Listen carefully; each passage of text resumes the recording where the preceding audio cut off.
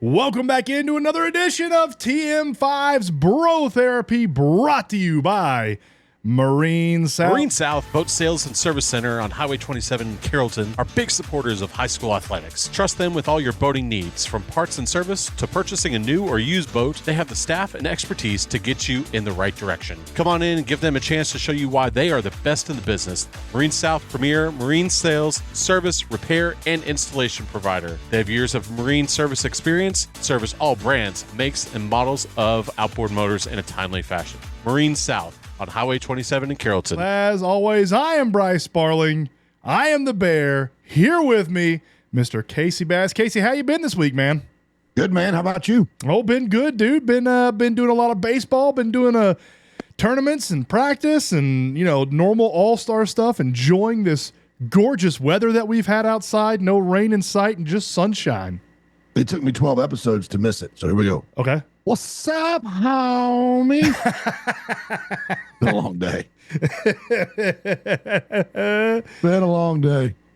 I understand that, man. Yeah, been a Shouldn't have long left you day. without a dope beat to step two. Mr. Bush Light. He's gonna help us home cheers. today. Cheers, Mr. Bush We're Light. going Basil Hayden after work today. It was rough. Oh, all right. All right. You've been enjoying the pool with this weather, man? You know what? It's been cold. The pool has really. No, not the pool, but it was 58 degrees this morning. Did you realize that? I did not.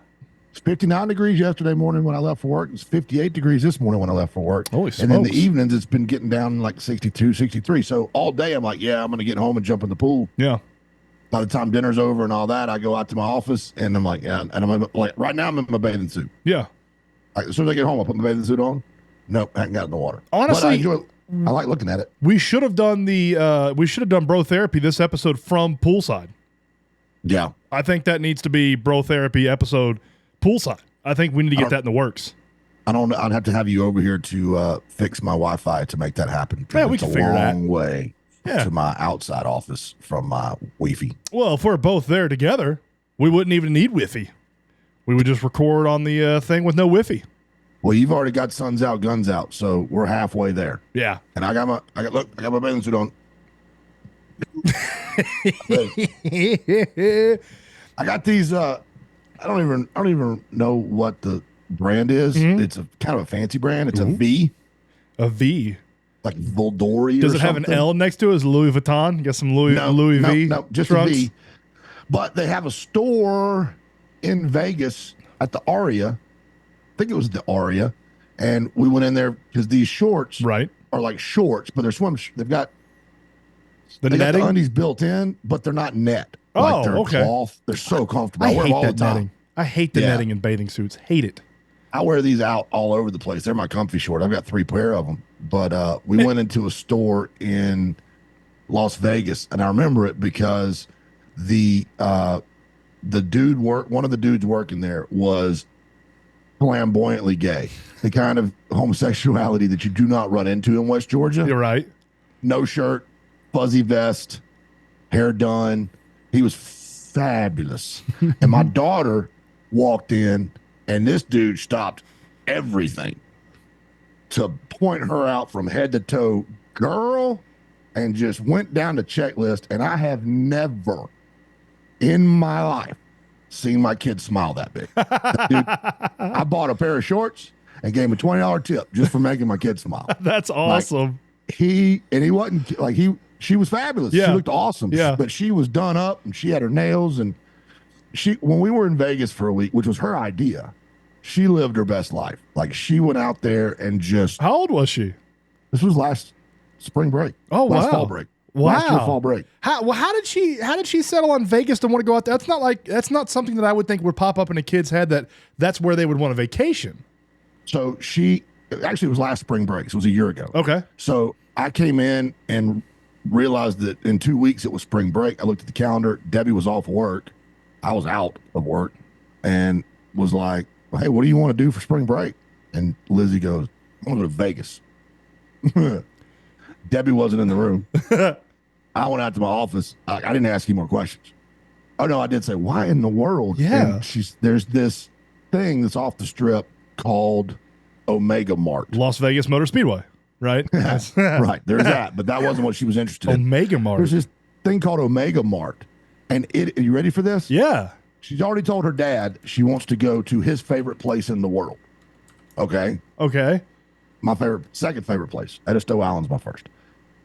But then she says, there's this thing called Omega Mart, and I want to go to it. I want to go see it. So I was like, all right. She tries to explain it to me. It's really weird. I go look it up. Right. That's what I'm doing now. Yeah.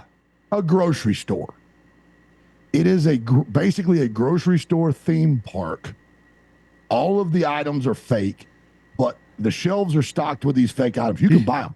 There's like, instead of dog food, there's wolf food. There's human flavored wolf food. But then there's secret passages that take you off. It's this huge. This is bizarre, dude. I've never heard of this. Art installation.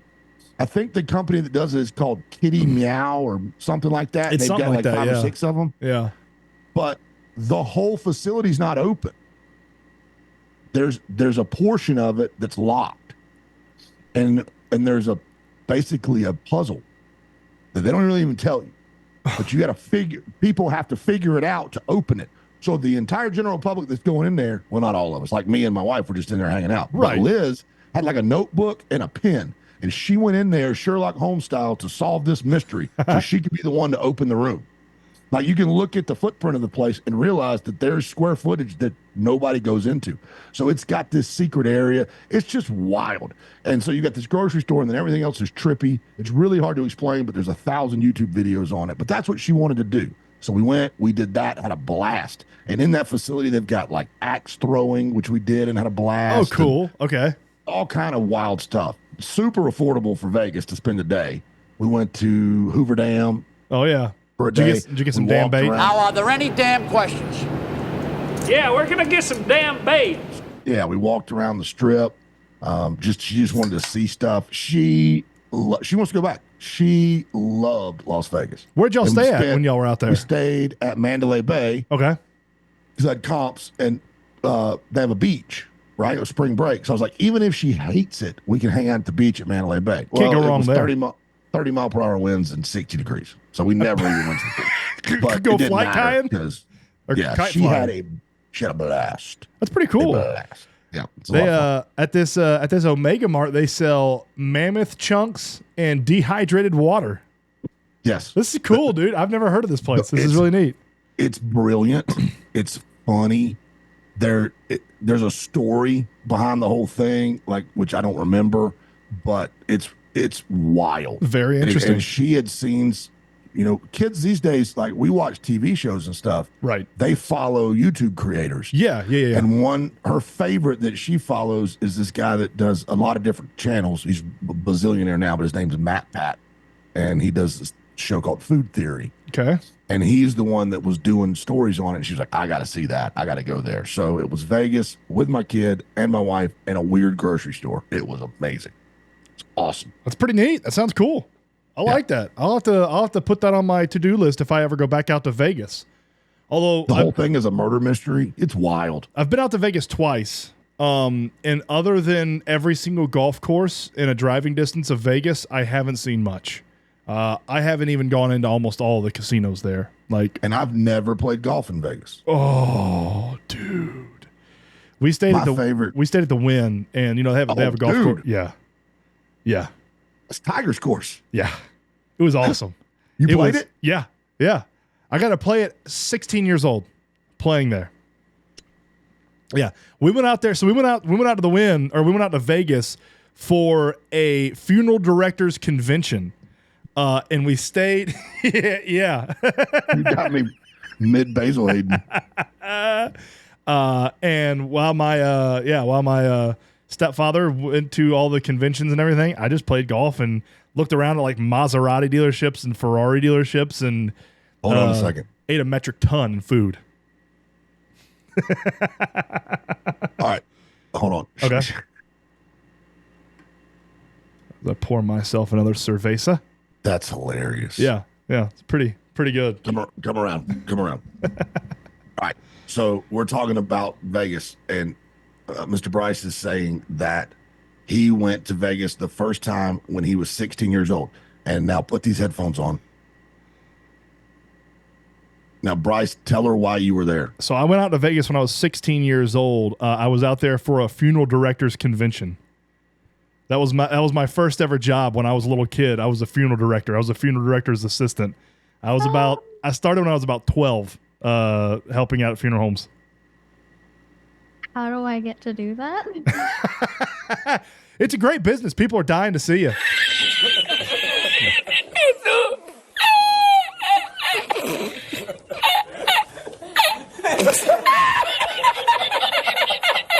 I mean, you know. I knew she'd love it. Give my headphones back. Leave me alone. This is my show. Get out of here. You're so pretty. But yeah, the golf. My kid wants to be an undertaker. It's a And her good favorite business, place man. in the world is Las Vegas. And they have a I great. knew she'd get a kick out of They that. have a great school. Oh man, I can't remember the school in Atlanta. I assume it's still there. It's a really good school. It's honestly, funeral director. If you're cut out for it, it's a really, really good business. It's You never have a lack of inventory. Nope. I mean, it's a recession-proof job. Honestly. Yep. I mean, there's not much that's gonna hurt it. But yeah, went out there and played a bunch of golf. What's the place you were telling me about out in Vegas? I've seen it on the internet where they have all the sports TVs right next to the pool. What's that called? Cirque has that. Okay. Stadium Swim. That's what it's called, isn't it? Yeah. Stadium Swim. Cirque, I think. I've Okay. not been there. It's Okay. new. The best sports book is, well, everything's subjective. Yeah. My favorite sports book is actually at the Westgate, which is not a great casino. I don't think I've ever been there. Not a great. It's at the end of the strip next to the convention center. Like it attaches to the convention center. And it used to be the Las Vegas Hilton. Oh. And that's where Elvis Presley lived. And so the whole top floor is Elvis's house still. You can rent. It's got like 2 pools like on the roof and inside. Like it's wild. Like the rest of the hotel is no longer like that. But their sports book is stupid. Really? It's huge, floor to ceiling, and a big ceiling, like 40-foot ceiling. TVs everywhere, big recliners. Everybody's got pretty good sports books, but the one at the Westgate is unbelievable. Westgate. Then Cirque did it where you're at the pool and they bring you your food and drinks and they take your bets. You don't have to get off your thing. How do you beat that, dude? Like, how do you beat that? You want to do that on, my favorite, let's just do this. My favorite casino trip I've ever been on was with my friend Richard Armstrong. And we went, I swear to God, I've been to the Beau Rivage, which I love. The Beau Rivage. I have stayed at the Bellagio. I have stayed at the Aria. I have stayed at, you name it, mainly, but I've stayed all over Vegas. Every trip was a work trip in Vegas except for the one I went with Liz on. But my favorite trip ever was in Philadelphia, Mississippi with Rich Armstrong. We went for the Mississippi Poker Classic or something. It was a 3-day poker tournament. Okay. And it happened to be the opening weekend of football season, college football. And they had just started the sports books. This was like 3 years ago. Okay. They had just started the sports books. So I got in Friday night. He was already there. And there was basically you had 4 flights. You had a Friday morning flight, a Friday afternoon flight, a Saturday morning flight, and a Saturday afternoon flight. And if you made it through any one of those 4 flights, then you played day 2, which was on Sunday. Okay. Right. And so I got in. He had already been there. He had busted out of the first flight. He bought into the second flight. I bought into the second flight, and I made it through, and he didn't. So on Saturday, you could play again and try to build a bigger stack and use that stack instead. But I was like, you know what? I'm going to watch ball. I'm already through. Might as well. And Georgia Southern was playing. Georgia Southern went on this run where we opened our season with last year's national champion. Like we did it with Alabama, and then we did it with Clemson. This was the year that Georgia Southern played Clemson, the year after they won the Natty. So, and it was a noon kick. So I was in the sports book at like 10:45 when they opened. And I put my bet on Georgia Southern to cover 35 and a half. That was my bet. I had Georgia Southern to cover 35 and a half, and I had the under. And then I parlayed them together. So I was like, the only way we cover this is if this game goes over or under, because we're not scoring. Right. So I was sitting there at this brand new sports book, and it's very small, but it's really nice. And I'm sitting at the bar, and I've got nachos, and I've figured out at this point the beers are $9, but Rich is in the tournament. So I text Rich, I need 2 Coronas, and take him $1, he'd get it from the waitress and give him $1 because he was playing poker. Right? He was in the tournament, so it was free. So I was running back and forth. You figured out the system. You figured out the matrix. And I'm head to toe in my Georgia Southern game gear with my yellow shorts and my college. Like I'm there for my boys. Yeah. We're going to take, and everybody's like looking at, and they're all like, dude, are you? And I'm like, listen, my boys are about to get their eyes beat out. I'm here with them. Like we're going to do this together. And about 15 minutes after noon, I hear this stuff behind me. I turn and look, and it don't take me long. I know who I'm looking at. There's 9 high school football coaches sitting in they had big comfy couches. Yeah. Cutting up, drinking, having a good time. And I went, why are you guys not at work? And they said, this is our last weekend, man. We got meetings tomorrow. This is our last weekend of freedom. So we all came to Alabama. They were from out West Alabama football coaches. And so they were all there. Well, now I'm really happy. Yeah. So I just moved. I didn't even ask them. I just picked all my stuff up and sat down with them. I was like, we're hanging out all day. They're like, yes, we are. That's right up your alley, man. You're right in your element. By halftime, they all had bets on Georgia Southern. They were betting. And then we cover and we score. I've got the whole bar. There's like 40 people in there. I've got the whole bar doing the Georgia Southern chant. Nobody had a bet on that game. They had every other game. Right. I stayed in there while Rich got his eyes beat out. He finally made it to day 2 in the 4th flight. He had to play 4 times. And he's a way better player than me. I stayed in there till midnight with those guys. I was there for 12 hours just playing. I remember there was a big boxing match that night. You can look that up. It was the same day as Georgia Southern Clemson. A big boxing match, and it was a big upset. Because I don't know nothing about boxing. They're like, this guy's, it's a no-brainer. Like, I got like minus 285, but I was winning so big at that point that I got beat on that. But it was a lot of fun. Me and a bunch of football coaches, their last weekend of freedom, riding out. And then the next morning, I get up, and I'm going to get breakfast, and I see one of them walking into the sports book. Sunday morning at like 10 a.m. Yeah. I'm getting breakfast, getting ready to go play in day 2. I was like, what's up, dude? He's like, oh, we got to get these parlays in before we head back to meetings, so I have something to sweat during the meetings. I said, well, give me your parlay. He had a 10 NFL team parlay. He hands it to me. My I walk goodness. in. I put $20 on it to win like a bazillion. And then I go play in the tournament. And I kind of ran a little deep in the thing. Yeah. So I'm in it for like 5 or 6 hours. And finally, I looked up at the TV, and I decided to look at that ticket. And I've got 6 winners, and I've got 3 leading on the board. Damn. And I'm like, this poker tournament may not matter. Like, if this thing comes through. Might just get up and walk away from this poker tournament. We're done with this 50K guaranteed poker tournament. Anyway, I cashed in the tournament. Parlay didn't come through. We had a big time. So the boxing match that you're referring to that happened that night, one of the biggest boxing matches in boxing history. It was Canelo versus Triple G, and at that time, decision. I think Triple G lost. Yeah, I remember. Yeah, that's who I had. Yeah, Alvarez won. Yeah, I remember. I had Triple G as well. Huge controversy in this one. Yes. Triple G should have won. I had Triple G winning this fight, but they gave it to Canelo, and I think at the time, I'm pretty sure Triple G was undefeated. I think he had 1 draw. And Canelo had 1 loss, and I believe it was to Floyd Mayweather Jr. But this was like one of the biggest boxing matches of all time. And yeah, they hosed Triple G on it. And to let you know how bootleg the casino I was at, where I'm telling you my casino story, my favorite casino story ever. Yeah. I was in a sports book in a casino that didn't have that fight. What? On TV. Yes, that's how bootleg. How's that even possible? Couldn't afford it, man. Oh my God, that's terrible. Yeah, they were both undefeated. So our phone, and finally the guy's like, "Oh, dude, you lost." They were both undefeated. Or excuse me, yeah, Canelo only had 1 loss, and it was to Floyd Mayweather in 2013. That was a huge boxing match, man.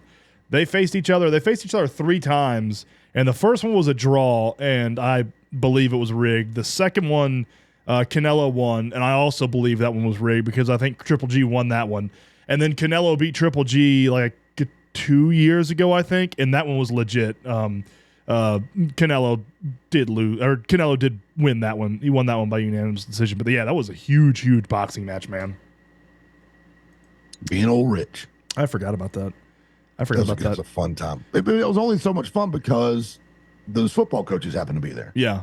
So I Yeah. just rode it up the whole time and hung out at a casino all day, really for no money. Especially after I hit the Georgia Southern parlay to start the day. Yeah. Just played off that all day. Yeah. And ended up on the day. So Did and you just see the hung out. guy, or have you heard about the guy last night that hit every single baseball game last night in a parlay and turned how like much? a $35 bet into $250,000? Yeah. It's the thing dreams are made of, man. He hit every single. I don't remember if he bet on every single game, but he bet like almost every single baseball game last night and hit it. They were all in a parlay and won $250,000. You just take unders on Braves games over the last month and you'd be a billionaire. So that's, you know what? That's my first rant. How about it? I wish this damn team would get their shit together because I am so tired of turning on the Braves game every single night, just expecting us to lose. We're terrible right now. I mean, since May 1st, so a little under a month and a half. May 1st in the MLB, we have the 28th worst batting average at 224, the 27th worst OPS at 659, the 27th worst WCR plus, the 17th worst home runs, the 29th worst stolen bases. We have 9 stolen bases since May 1st. 9. Well, all your stolen braces were They're gone. tore They their were ACL. Acuna. We have 9. But you're number one in barreled balls.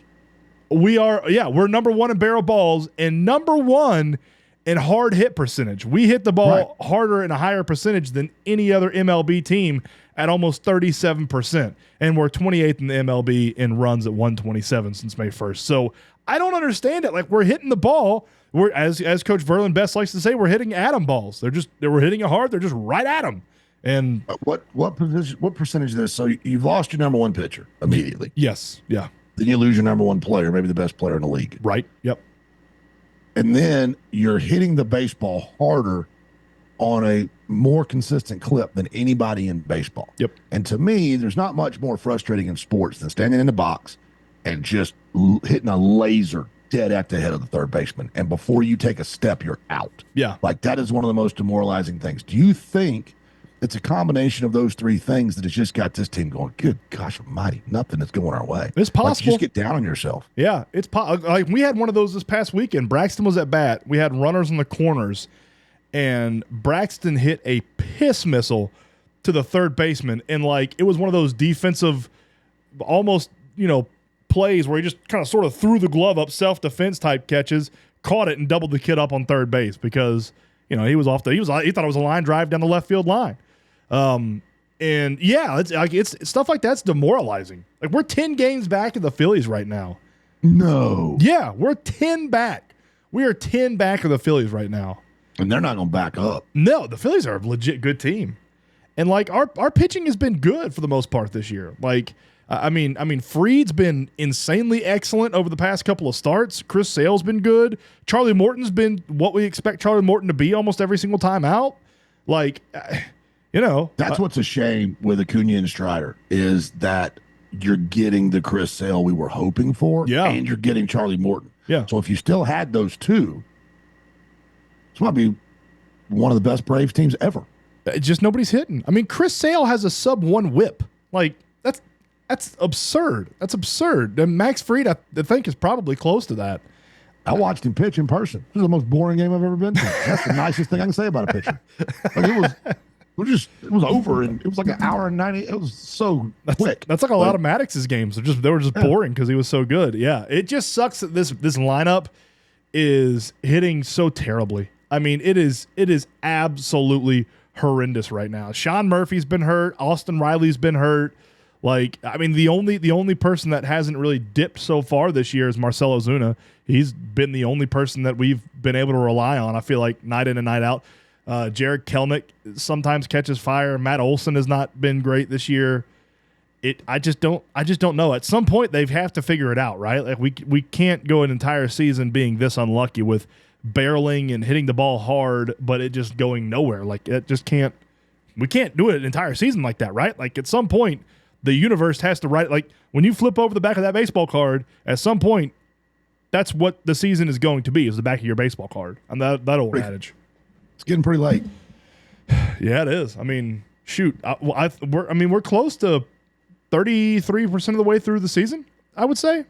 I mean, and I don't know. A lot of people are talking about trades. I don't know how you going to run. Yeah, I don't know. I don't remember how many games back we were when we made the World Series run a couple years ago at the trade deadline, because we were damn near 500 when we won the World Series at the trade deadline. We were pretty close to 500, and made those trades. You can't strike lightning like that again. No, that's not the norm. That's the exception. He's the best general manager in all of professional sports. Yep, is Alex Anthopoulos. I believe that with all my heart. I agree. And he was smart, and he made the right, and they worked out. Like, you can be smart and make all the right moves, and they not work out perfectly. But he, with Jorge Soler and Eddie Rosario and Jock Peterson, they all boom, boom, boom. Yeah, fell right into place. He didn't have his best player, and they won the World Series. Yep. Like, he got lucky. Like, he did a great job. Yeah, but he also got lucky. And I fully expect he'll do everything he can do again this year, but he's not going to go sign a big position player. He can't. There's nowhere to put him, like for an extended contract. You can't really sign a big arm. There aren't a lot of them. And this is another problem I have with the expanded playoffs. You know, I'm big on expanding the playoffs in college football, but that's because it's so damn small. There's only 4 teams, right? Like, get a little bigger. But in baseball, like, you got plenty already. Like, you don't need to keep expanding this daggum thing. But if 2/3 of the league is never out of it, well, then the trade deadline's just boring. 1,000,000%. Everybody feels like they got a chance to win. So, you know, I'm all for, you know, every division winner and 1 wild card from each joint. That's what I like. I'm 1,000,000% with you. 1,000,000% with you. I think it should be the 3 division winners and 1 wild card. You're paying 162 damn games. Yeah.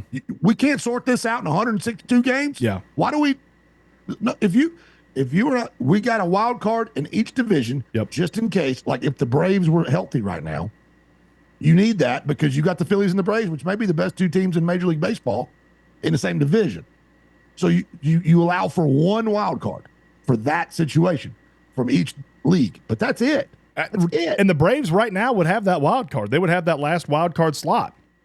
And that's how good the Phillies are. You're 10 games back in your division, and you're leading the wild card. The Phillies have the 2nd best record in baseball right now, behind the Yankees. I mean, yeah, the Phillies are the best team in the National League right now. They are the best team in the National League. Probably the best team in baseball. Arguably, yeah, arguably the best team in baseball. I share your frustration, my friend. It just sucks. It sucks, man. Yeah, but it's okay. We're spoiled, man. When I was growing up, we were just dog crap. And the Braves are the only sports team in Atlanta that we're spoiled by. Like, we're not spoiled by the Falcons. I mean, I'm not a Falcons fan, but I cheer for them, you know, because they're the hometown team. Like, and the Hawks are perpetually terrible. I never expect them to be good ever. And ever. They never will be. Yeah, I never expect them to be good. I mean, look what happened with Luka, and like, he's in the finals. Just frustrating. And I mean, Atlanta United's nice, but it's not like up and down. And an MLS Cup win is not as big as an NBA championship, a World Series, or a Super Bowl. Like, it's cool. Hey, another trophy for Atlanta, but it's just not soccer. It's not on the same level. Exactly.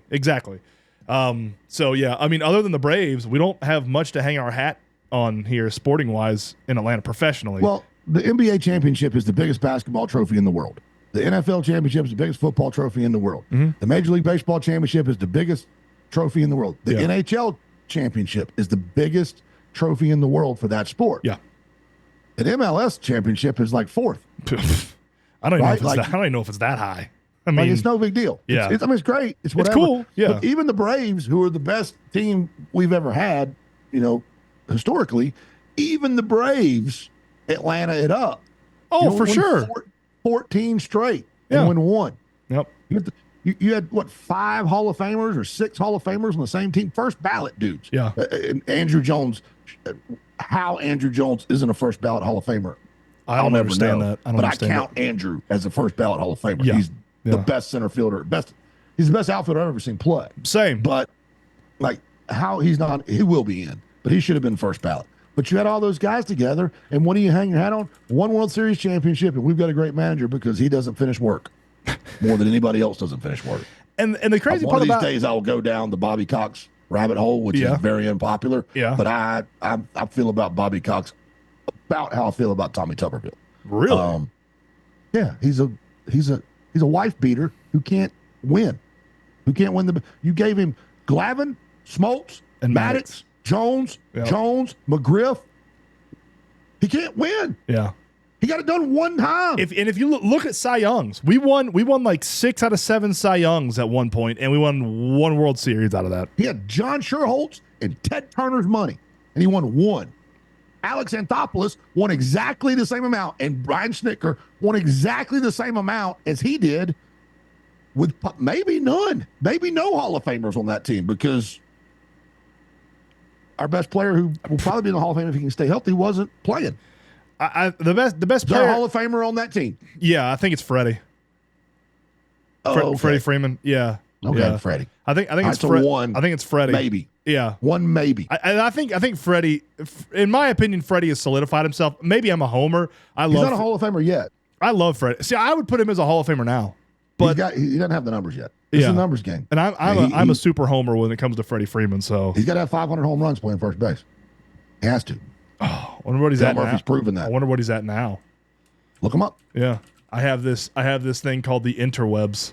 But he is a Los Angeles Dodger now, and that will help him a lot. I mean, if he needs to get, I mean, he's got some work to do. He's only at 330 lifetime home runs. Anyway, Alex Anthopoulos won as many as Bobby Cox with his best player gone and signing just whatever he could find on the trash heap. Yep. Bobby Cox can't coach. Bobby Cox is known for getting removed from his job more than anybody has ever been removed from that job in history. Going home early. That's what he's known for. Going home early. You know, Freddie Freeman. You couldn't get me to get tossed out of a game with that team. I want to be in the front row watching. They were so freaking good. Then he takes his number 2, sometimes number 1 starter, puts him in the bullpen, turns into one of the greatest closers of all time. Like, he just had all the pieces. Yeah. He had everything he needed, and he couldn't damn win. Couldn't figure it Bobby out. Cox sucks. He sucks. I hate him. Then he get drunk, beat his wife. Am I wrong? What am I saying that's wrong? I don't remember that. I think I was too young to remember that. Do the Google. So you're saying Bobby Cox would have liked to have managed Marcell Ozuna? That's what I'm hearing. Bobby Cox from the Braves. I'm shocked. I was looking at Freddie Freeman's stats. He's only been an All-Star 7 times. Yeah, I'm telling you, it's not a slam dunk with Freeman. Yeah, it's not. It's first base, cuz. Yeah. There's a lot of big-time first basemen over history. Only 3 times. Dale Murphy is not in the Hall of Fame.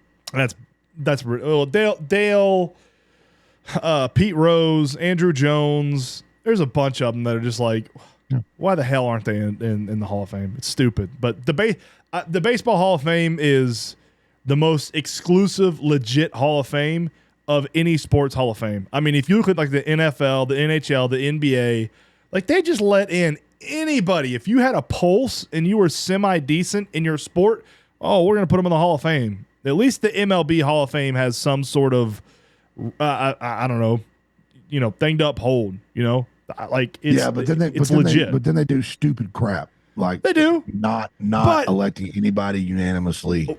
Would you rather have that, or would you rather have everybody make it in? I don't want everybody making it in, but I also don't want baseball writers, nerds, deciding that because Babe Ruth didn't get in on a unanimous ballot, that Chipper Jones doesn't get in on a unanimous ballot. Like, who in the world thinks Chipper Jones, who hit 300 from both sides of the plate, is not a unanimous Hall of Famer? Derek Jeter, who I'm not a big Derek Jeter fan, but he's unanimous. Do you think that bothers them? Huh? Do you think it bothers the players that they're not unanimous Hall of Famers? They're just Hall of Famers? No, because there's never been one. That's the reason that there's not one. Because there's never been one. Yeah. And you can't. They don't deserve to be the only one. Or I wonder if any MLB players, because you know those Hall of Fame guys, like they have huge egos. They have massive egos. I wonder if it bothers any of them that they're not unanimous, that they're just a Hall of Famer and not unanimous Hall of Famer. Maybe. Because those guys got massive egos. You have to. Yeah, you have to be somebody like that. Of course. Yeah, I'm not saying it's a bad thing. Corner. Playing corner. Who's the greatest corner of all time? Deion Sanders. For the second week. Go back. The answer's never going to change. I have to go back to this one. Never. All right. I got a question. Yeah. Do you ever just realize you were a dumb kid? Oh, yeah. Like, just you're sitting around and you think about it, and you're like, was I an idiot? Yeah. Like, I was sitting around thinking. I was thinking about this. When I was in the 5th grade, they decided that they were going to test me to be in the gifted program. Okay. Right? Right. So immediately someone thinks I'm not an idiot. Okay. Somebody in that school system realized this kid's just ridiculously ADD. It's the reason he's got B's and C's. It's not because he's dumb. Right. And so they tell me, I can't believe I'm admitting this. So they tell me I got to take a test. I'm like, all right. I'm in the 5th grade. So what am I, 10? They said, now it's a very long test, so prepare for it. It's going to be a very long test. Oh, boy. Okay. So I go home and I'm thinking about this long test. Tell my mom, I got to take this long test. I think about it all night long. All night long. I show up to take this long test. And I get in there and they put the test down in front of me and I look at it. I look at them. And I said, I thought this was going to be a long test. And they said, Casey, it's 100 questions. And I went, oh, dude, I thought long. Like a scroll. I was wondering, are they going to lay me in? Am I going to lay in the floor? Like, am I going to take it laying down? Like, I spent all night thinking about a long test. I was going to be lengthy long. Like the paper was going to be 6 feet long. Luckily, I didn't admit that out loud. And there wasn't a question about that on the test because I would have flunked it and I wouldn't have got into the gifted program, which I didn't get into. God. And then we moved and then I was no longer in the gifted program again. But yes, I was convinced. I don't know what, you never lay in the bed and it just hits you. Yeah. Oh, you're an idiot. Yeah. That's what hit me in bed last night was thinking about me. Thinking that it's something that only I know about until this moment. I've never told anybody about that, and it still makes me feel stupid. Why does your brain attack you at night? I can just imagine you showing up and there's like a 7-foot-long Scantron that you have to like. Oh, I gotta do all this. I need a step stool.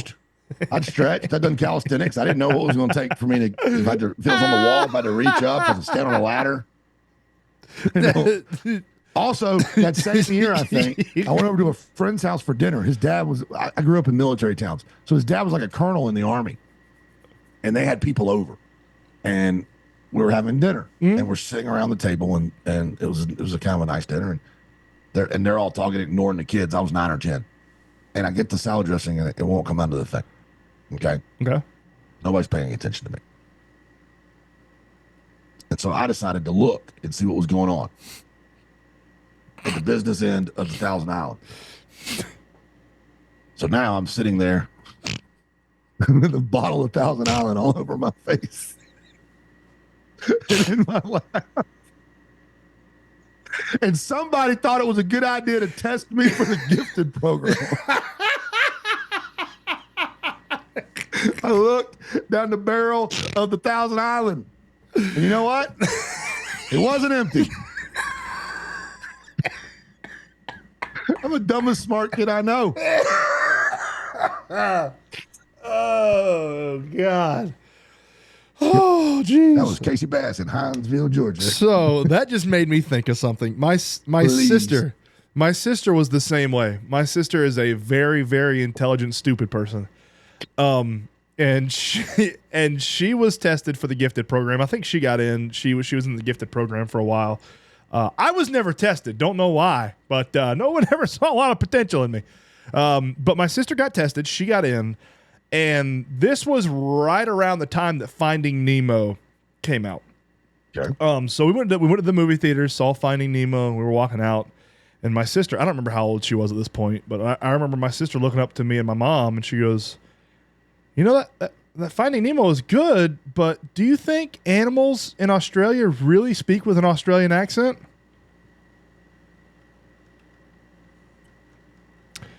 My mother and I just looked back at each other a couple times and then stared right back at her. And it took about 5 or 6 seconds to click in her head. And she was like, "Oh my God, I'm an idiot." We're like, "Well, we're glad that you admitted that and we didn't have to tell you that." But yes, she was curious to know if animals in Australia actually spoke with an Australian accent. That was one of the classic ones. What's your voice on your GPS? I got an Aussie chick. I don't know. Whatever the default one is for Google Maps. I got an Aussie chick. I don't even know. I have no idea. It's just something about the voice of the Aussie chick is soothing. Let's see. Mine's just default, I think. Hold on. We'll play it. We'll play it here. Let's see. I don't know. I've never like paid attention to what my voice is. Let's see here. It's Mr. T. I don't think so. Why is it not talking? Oh, sucker. I don't know. It's not talking. I don't know what it is. It's just whatever the default Google just Maps that bozo is. dude. Come on there, that bozo dude. Tell me what to do. Nah, I think it's a lady. It's like a computer voice lady. When you get to the red light, make sure you take a left. Yeah, I hate that. Something like that. Yeah, it's not dumb. Yeah. It's something that occurred to me the other day, and this has been happening for a while, and it just sort of pissed me off. And I don't think I brought it up on Bro Therapy, but it I don't know. It just rubs me the wrong way. The housing market in the South has been exploding for a while now. People up north are realizing that you don't have to live through 9 months of snow. There are options available where you can go down, and the women and the weather are beautiful. So and the food's good. And the food's good. Yes. So it's been the housing market in Georgia and all around the South, North Carolina, South Carolina, Tennessee, Florida. Like the housing market's been exploding of people from the North moving down here. And that's fine. I don't mind that at all. But what I do mind, and what does piss me off a little bit, is one of the things that I think makes the South amazing and sets it apart from a lot of the country, excluding the Midwest. I think Southerners and Midwesterners have a lot in common. But it's I don't know, our Southern charm. You know, it's just not being an asshole to people you don't know. Like, there's no reason to be a jerk. Like, just be nice to people. And I feel like a lot of Northern people, when they move down here, don't understand how to do that, really. And it came to a head the other day when, I don't know, this is what triggered it. So I'm on 61 going north. Traffic again. Do what? No, not necessarily. Not necessarily traffic. I was just in the car when this happened. So I was in my car going north on 61, heading to go play golf, and a funeral procession comes through. So everybody, like you do, pulls to the side of the road, and they wait, except for one jackass that decided that he didn't need to pull to the side of the road and pull over for this funeral procession. Is just passing all the car. Funeral procession's going south. I was going north, so everybody on the northbound pulled over and stopped. And this asshole just zoomed past everybody. Didn't pull over, didn't stop, didn't do nothing. And I don't know that guy was from the north. I don't know that at all. But that action triggered in my brain people just not knowing common courtesies that come from the north. And it's not like they do it on purpose that I've noticed. It's just not a common thing to be courteous up there. It's just normal to be an asshole. Like, that is just normal. I've traveled a lot for work, and you do see different tendencies. For instance, I've blown my horn in my vehicle 10 times in my life. Yeah, I don't do it much either. Most of the time, I'm like trying to be easy with it. Yeah. I'm just trying to point out to the person that the lights changed. Right. Like, very rarely just have I a ever gentle hit that honk. horn. Yes. If you go to Philadelphia, Pennsylvania, and you don't hit your horn, they think something's wrong with you. Like, it is nonstop middle fingers and horn blowing. Like, everywhere you go, it's on the horn, on the horn, on the horn, on the horn. The worst city I've ever been to. It's not even close. It's not even close. And there's no attractive people there. No. The weather sucks. They're known for the cheesesteak, which isn't that good. It's not. The best, I've eaten them all over that town. The best cheesesteak I've eaten is on the other side of the river in New Jersey. Hey, in New Jersey, they got disco fries too. Yeah. Now, New Jersey's a different deal. New Jersey gets a bad rap. I like New Jersey. New Jersey's like That's a lot okay. like Georgia, just with a different accent. Southern Jersey. Southern Jersey's a lot like that. Northern Jersey's kind of a crap hole. Well, you're getting into New York. Yeah, exactly. Right? Exactly. Yes. But anyway, Minnesota, there's a term called Minnesota nice. Minnesota nice. And it's real. The kindest, sweetest, they're Canadian light. Yeah. Like they are the nicest people. And then you get next to them, you've got Wisconsin. Awesome. Yep. Just awesome people. Midwesterners. And then you end up into Chicago and you're like, whoa. These guys are jerks. Like it's Pow, pow, pow, pow, pow. it's weird as you travel around the country. But you go to Texas, Oklahoma. Yeah. It's just Southern folks, right? It's just hold the door open when you come in. Exactly. They're just courteous. You speak when you walk. Hey, how you doing, man? Good to see you, man. It's just a different level of courtesy. But Minnesota is the nicest people I've ever met in my life. Minnesota is unbelievable. Like they take it seriously. You want to be ostracized in Minnesota, be not nice to somebody. Really? They are amazing people. I was in Minnesota for 14 hours. I flew there. I got to my hotel. I went to sleep. I woke up the next day, went to a data center, did my thing, and then went straight to the hotel. I didn't get to see anything. I did in Minnesota. I did have the first time I've ever tried steak tartare. Was in Minnesota, and it was so good, and I hadn't spent any of my per diem because I'd been flying all day. I ordered a second one. I ordered a second meal. Yes. So Minneapolis, Minnesota is known for one of the things that me and Barlow do is you find out what they're known for and you eat it. Right. The sandwich is called a Juicy Lucy. It's a hamburger with two patties with cheese in the middle, and it'll kill you. It's deadly, and they cook it right. And then if you bite it wrong, you're gonna get just smushed with burnt cheese, like Thousand Island. But it burns. It'll ruin your day. So anyway. I go and I do the Juicy Lucy. I have a couple different places while I'm there, but then I've got to get up, go to the airport. When I'm leaving early the next morning, I'm out of it, but I leave early enough that I can stop and get breakfast. And kind of get in this neighborhood. I'm just going to pull off in this neighborhood and find something to eat. Well, as I park my car, it's January in Minnesota. It's freezing cold. I get out, got the wool coat on, got the scarf, got the hoodie on, got my gloves, and I go walk. I've just put the thing into my GPS, breakfast joint, right? I'm just going to this random breakfast joint. And I realize as I'm walking out of my car, everywhere I look, there's nothing in English. Everything is in Arabic. Now, Minnesota, a lot of people don't realize this. Minnesota has one of the densest population of Muslims, foreign Muslims in the country. Really? Like big Somalian culture. Like there's a lot of them in Minneapolis. I didn't know that. I happen to be in their neighborhood. Like this is, like Chinatown or whatever. Yeah. Like this is, and I'm like, oh no, right? I'm from the South. I'm thinking, I walk into this restaurant, open the door. Sure enough, it's a Muslim breakfast joint. Yeah. They don't speak a lot of English either. This old man comes over, takes my coat, takes my scarf, hangs it up, leads me physically by the arm. Gently. I'm a big man. Nobody does anything to me, not gently.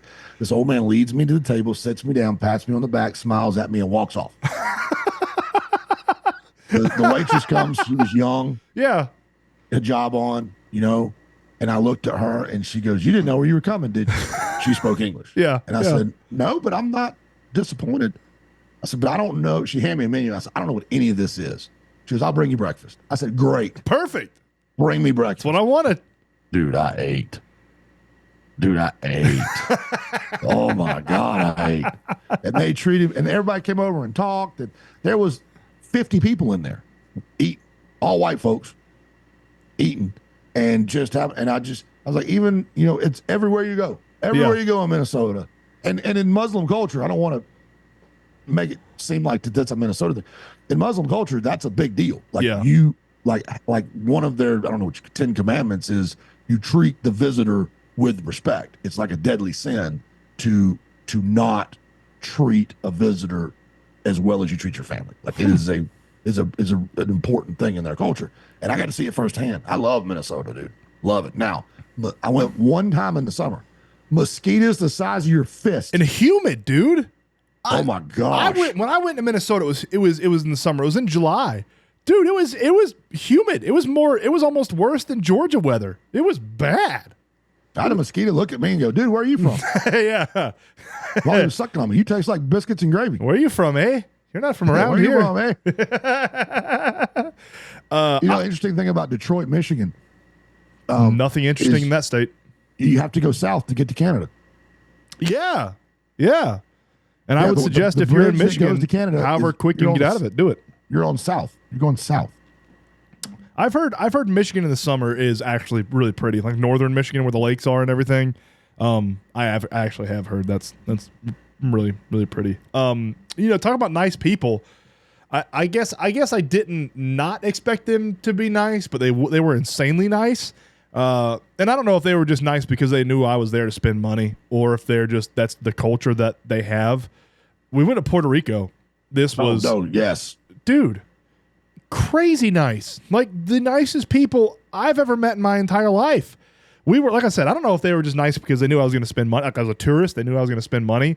But we went to the beach a couple times, and like Emily and I are just, we're just lounging on the beach, floating around or whatever. We get to talking to some of the local people, and they're like, "Oh yeah, well we're having a bonfire, pig spit roast over here if you want to come eat." And I'm like, "Oh, okay, cool." And then, we'll have a couple more that came up. "Oh yeah, we have drinks over here on the beach if y'all want to come over here." And we were there with like a big group, like 30 people.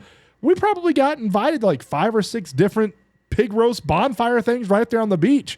The people were so incredibly nice, and we got lunch. We just stopped on the side of the road. We're driving to the beach, and we see like this guy in a hut it looks abandoned, but he's set up, and you can tell he's smoking something.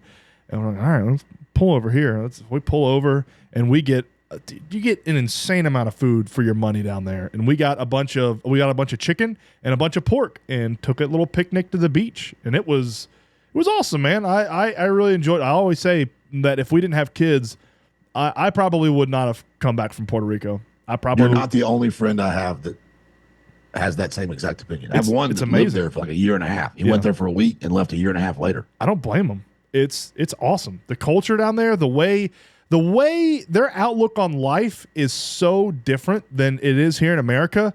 It is a very I feel like in America you're caught up in the rat race. Like everybody is sort of caught up in this thing, and down there in Puerto Rico they just enjoy every single second of their lives as much as they possibly can. And it's cool. And I enjoyed it. I enjoyed it thoroughly.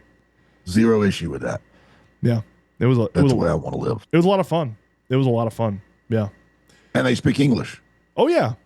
Like Spanish is first language, but it's an Everybody American speaks English province. down there pretty much. Yeah. Yeah. We stayed in the rainforest. We stayed in a hotel called Casa Bui, something like that, Casa Bui. But we stayed in El Yunque, I think was the name of the rainforest we stayed in. And Casa Capui was the name of the hotel. And dude, you're talking about breakfast. So you book this hotel, and part of what you're paying for is breakfast every single morning. They feed you breakfast, sort of like a continental breakfast, I guess, but way better. It's all local stuff. And we'd come down there, and the entire hotel would gather at like one massive dinner table, and we'd all sit out there and we'd eat breakfast and just talk. And we ate something like, it was like a porridge oatmeal thing, but it was something in between like a porridge oatmeal and tapioca pudding. But it was really, really good, and like, fresh squeezed juices, and it was awesome. It was really cool. We had a great time down there. I'm really ready to go back. I'd love to go back. But yeah, we had a great time. So yeah, Puerto Ricans, a lot nicer than, I don't know if they were nicer than I expected them to be, but they were just insanely nice, and we had a great time. I got my boy Rocco Agostino. He's as good as they come, brother. Yeah. Yep. He's a Rican. All right. It's that time of the podcast. Casey, what's your happy thing for this week, man? I think my happy thing for this week is I get to play golf with you on Friday. We do. We get to play. Look at that. I'm gonna be wearing this hat right here. Got it set and ready to go. Nice. Little Herd County Braves action. County Arrow. Yeah. little Harrod County Braves action. I got a polo that Mr. Shane Laster was good enough to give me about a year or two ago. I pray to God it still fits me. Might not, but yeah, I'm pretty jacked up about our golf. Where is it? It's at Oak Mountain, isn't it? Oh yeah, I gotta go see my boy. You get to see your buddy. You get to My see nemesis. So we went up there. I went up there for a tournament Monday. Was it this Monday or last Monday? It was last Monday. I went up there for a tournament last Monday, and I hit Shrixon. Those are the type of golf balls that I like because I don't know. I just play well with them, and they're not very expensive. They're like $20 to $25 a dozen. And so I walk into the pro shop, and I'm like, "Hey man, y'all got any Shrixons?" And he goes, "No, but we have Titleist and TaylorMade. The Pro V1s are over there, and the TP5Xs are over there." I was like, "Y'all got anything cheaper?" I was like, I don't really want to spend that much money on a dozen balls. And he goes, we have other options in the back. And I'm like, okay, you douche. And You got it like back in the 90s when you had to go through the curtain to get to the adult movies. Is that where they keep the balls at Oak Mountain? I'm like, dude, he was Shame like, you. but yeah, he was like Pro V1Xs and TP5Xs are over there. And I'm like, I'm not that good, dude. And I was like, I just needed like a dozen balls for like $20. And most people who play here, 95% of them aren't that good. No. Yeah. Like the only time I play with something like that is A, if I'm gifted it for like my birthday or Father's Day or Christmas, or B, if I find them out on the course. I'm like, oh, cool, Pro V1X. Neat, sweet. Cool. My happy thing is, in fact, last weekend we went down to Dublin and for my niece Caitlin's dance recital, and she stole the show. She was awesome. Sweet. But you know, me, my wife, my daughter, my mom, I got to see my mom, my sister, my dad, my stepmom, everybody was there. We all had a great time. We went out to dinner, went and got ice cream. It was a really, really nice time last Saturday. That I really enjoyed my day on Saturday, spending it with my family. It was an awesome. Anytime I get to hang out with my little sister, she's the world's greatest human. Like, just adore her. Like, legitimately, maybe top 5 greatest humans ever put on earth is my little sister. Yeah. So anytime, and she's so smart and funny and just the best. And for some reason, she feels the same way about me. I don't know why. Like, I don't know what I ever did. I think I'm just enough older than her. Yeah. That she was raised with the myth of Casey Bass And not the actual. actually, right. And so she got the Paul Bunyan myth and not the actual Not the actual Paul stomper. Bunyan. Yeah. So that was my happy thing. That's and it was cool, a big man. one. Like, it was an awesome time. We had a great time. That's cool.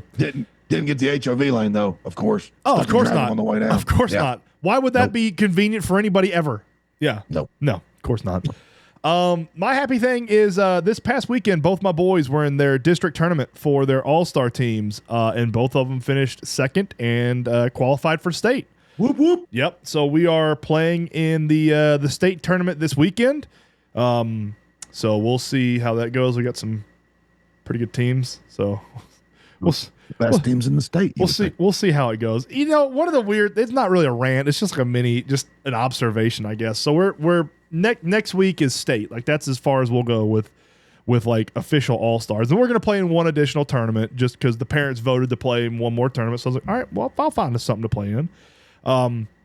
Looking around at tournaments, the amount of championships and World Series that are out there for travel baseball, I'm like, can we not come up with like a more ingenuitive name for baseball tournaments other than just World Series or championship? Or, you know, there's a couple of people that put on, or a couple of companies that put on baseball tournaments that are like Midsummer Classic, Father's Day Classic, like beginning of summer classic, end of summer extravaganza, gold mine tournament.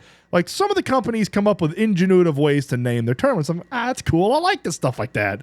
But then some of the companies are just like, World Series, July World Series, June World Series, May Championship. And I'm like, you don't have to qualify for these things. You just give them your money and you can play in it. Like, we won 2 games. We're the World Series champions. It's so stupid, dude. It's so dumb. You have brought up Travel Ball World Series is at the end of the episode. I have. Which is a jerk move.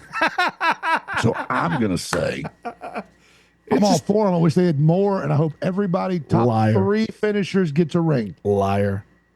The rings for state are South Georgia World Championships. the rings for state are pretty cool. When I edit this, I'll put the pictures of the rings for state, and then I'll put a picture of the medals that my boys won for winning second.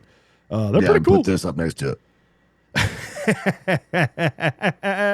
They're pretty cool. The medals. I saw the medals. Those are great. That's what the they medals. should have. I Medals. love the kids love the medals more than they do the rings. Like they love those medals way more than the rings. I think they look cooler. Rings are for high school state championship. I agree. Nothing else. I agree.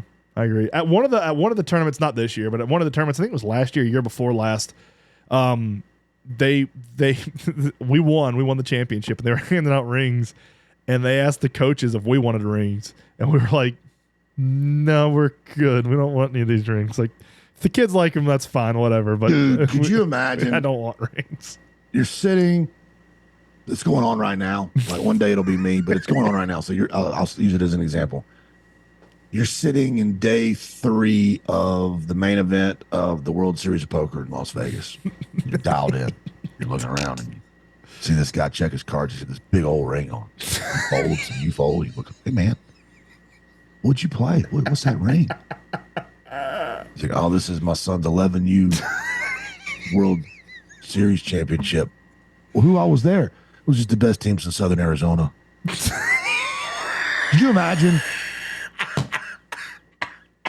Could you imagine?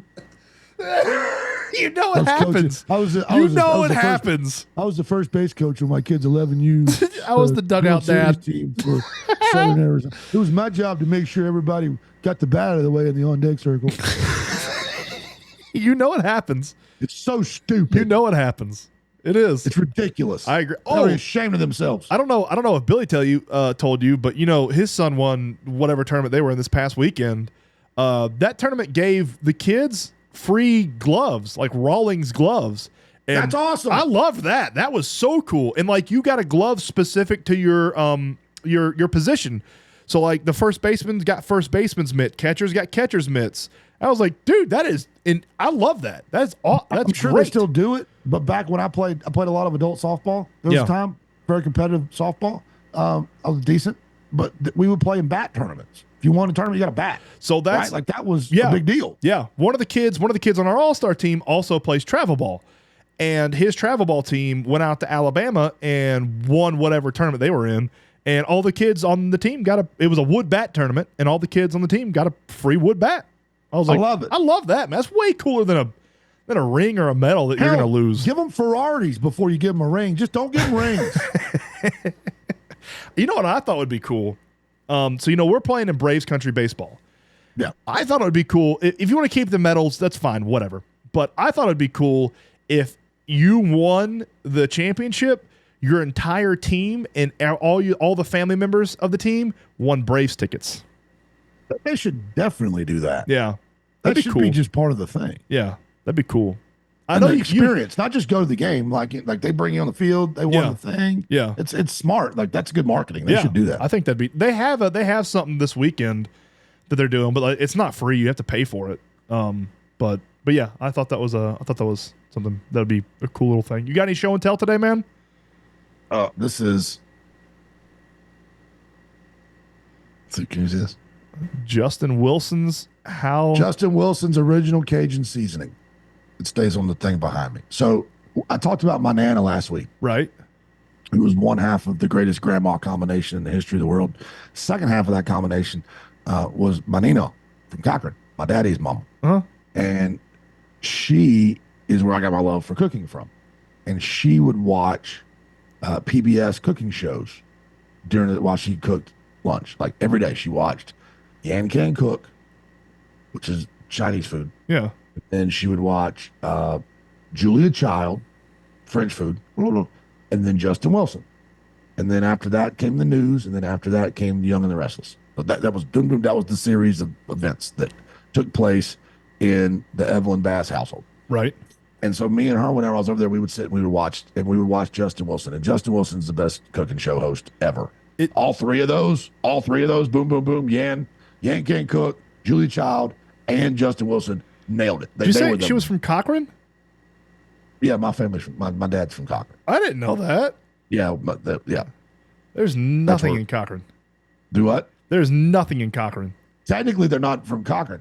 Technically, they're from Union Hill, which is unincorporated right outside of Cochran, where the airport is. That's Cochran's that's that's where Middle Georgia College is, right? Yeah.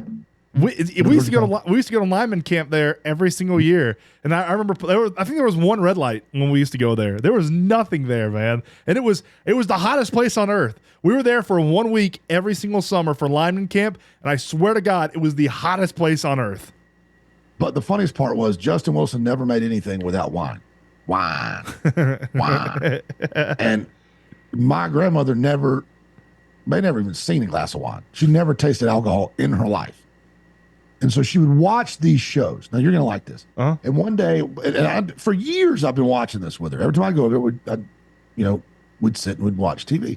And finally, when I was in high school, I was maybe a junior or senior, I said, Nina, you watch all these cooking shows. Julia Child's making French food, Yan Can Cook with a wok, Justin Wilson cooking gumbo with wine, and you've never even attempted to make any of. You cook your food the way you cook your food. Right.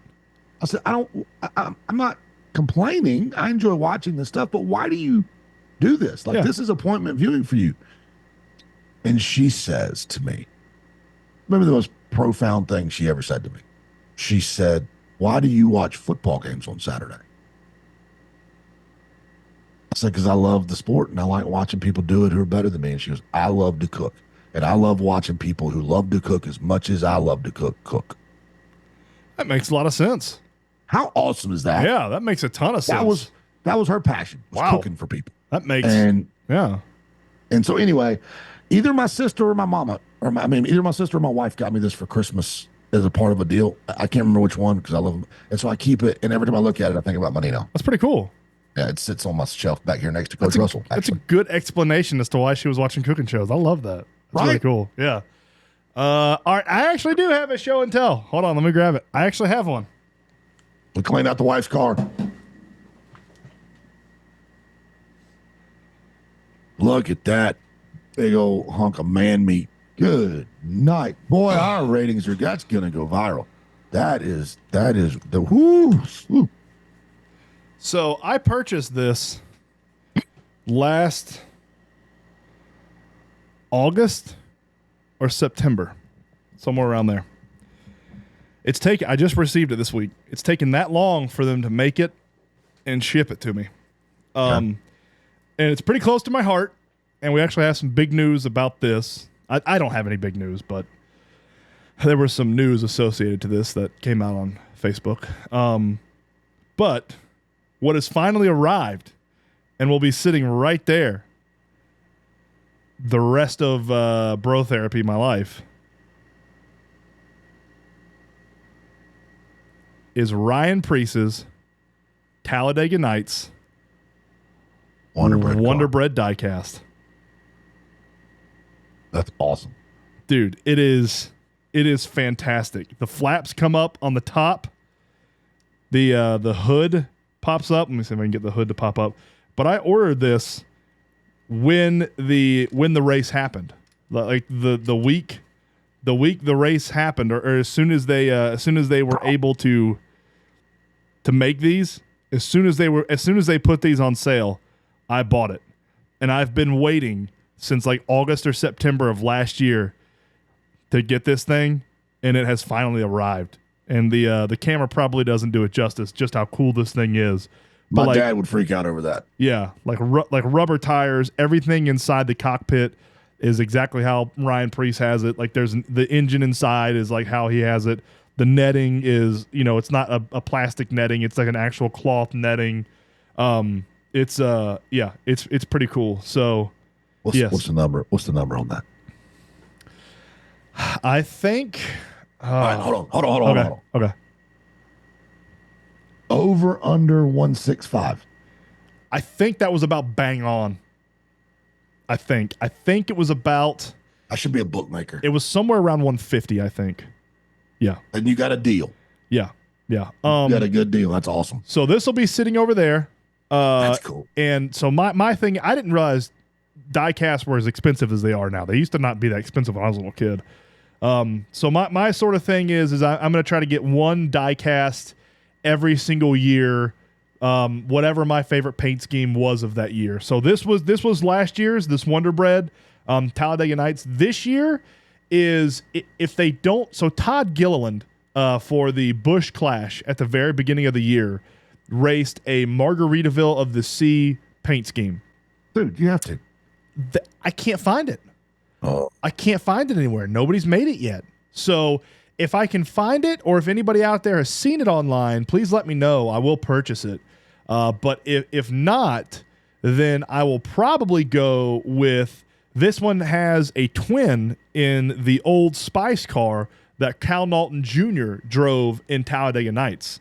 So Greatest movie of all time. It's probably for me a top 3 sports movie of all time.